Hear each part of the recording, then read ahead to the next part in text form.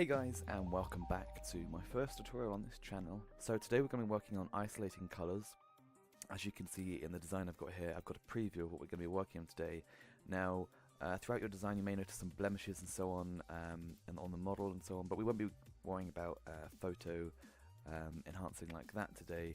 We're just going to be focusing on the isolating a single colour. So the image I started off with was this one, a really nice model in a room, quite dim lighting, quite purple lighting as well, but all we've done is we've isolated the red lips and made the black and white a little bit more contrasting. So I'm going to open up a new design with a different model to show you an example. I'll include some images and resources that I've used in the description so you guys can try this out for yourself. So to start off with, you'll notice in our layers tab it's a locked layer, so we're just going to duplicate it and delete the previous one. It's just the fastest way I like doing it. Now I like to always be duplicating my layers just so I always have a backup in case I mess up. So what we're going to be doing is we're going to duplicating it one more time, just so we have the original, so we can compare it from the final design as well. Now with this layer we want to be increasing the vibrance so that when we isolate a colour it's really noticeable. So we're going to go down here to our effects tab and go to vibrance and just take it up enough without it looking too tacky. So we're focusing, I'm going to be focusing on the lips here, however the hair would be very nice. One thing I would say is that with hair it's much more difficult, and also there is a blur which will make it much harder to isolate the red hair. So I reckon 38 is good for this image. When I use certain settings in this design it will be different to your photo because your photos are a different size and colours and so on. So we're just going to merge them together now, the vibrance layer and the image, and you'll notice if we've got a before and after, you'll notice that it's much more colourful, much more vibrant. And now we're going to duplicate this colourful layer, and this is the layer that's going to be black and white. So we're going to increase the contrast just a little bit without making the, you'll notice there's white here, and we don't want to lose too much detail on the face.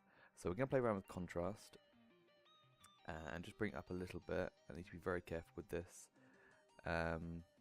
Might even be better to bring it down. What I want to be doing is I want to have a nice variety of colours without losing any detail in the face.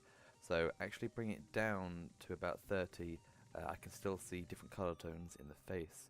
So we're now going to merge them two layers, and then we're going to do black and white. So in the same tab we keep going down to this effects tab, and I'm going to go to black and white. So this is very nice what we've got already. However, I want to be increasing the contrast between the colours so that when we make the lips red, sorry, there'll be much more variation in blacks, whites and greys and so on. So if we bring the reds down a little bit, I'm just going to play around with my image. I want to make the skin a little bit brighter without making it too white. So we don't have to worry about the lips. If I bring this up here, it makes our lips look completely mental, but that doesn't matter because we're going to be sorting it out later. This is where you want to be careful of causing blemishes and so on. As you can see here, there are spots on the face, and usually I would remove those before doing this, but today we're just focusing on the red lips. So I think I've got it how I like it at the moment. The lips are very black, but as I said, that doesn't matter right now. And we're going to be merging these layers again. So now you should have 3 layers. You should have the original, and then you should have the vibrant layer, and then the black and white layer. And then very simply we're going to get a eraser on the left tab here, and make sure it's small enough to cover the detail of the mouth. So for this image I reckon a size 14 brush with the hardness set to 0%. This is so if you go too close to the edges it has a very soft edge to the brush. So we're just going to zoom in all the way now and start taking out the area on the black and white layer where we want to be able to see colour. So if we go around carefully on this, you'll notice that it's now showing the red layer below.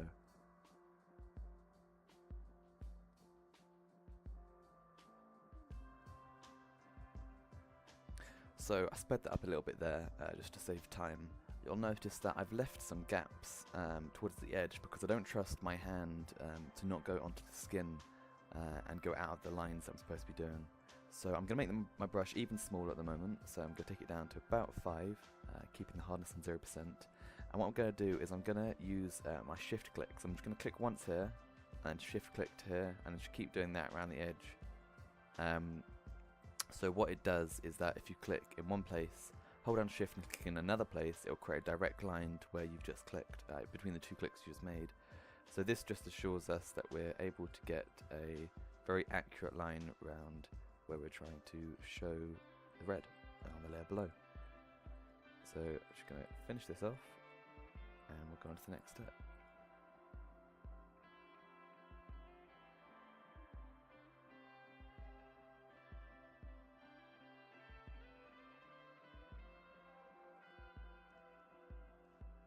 So at this point you'll notice that we started to see the effect that we're going for. However, on this particular design it looks a little bit tacky. The lips are very bright, and of course the skin and the design is very dull and black and white, which we can change easily. So on the very top layer we're going to go to one more effect layer, and we're going to go to hue and saturation.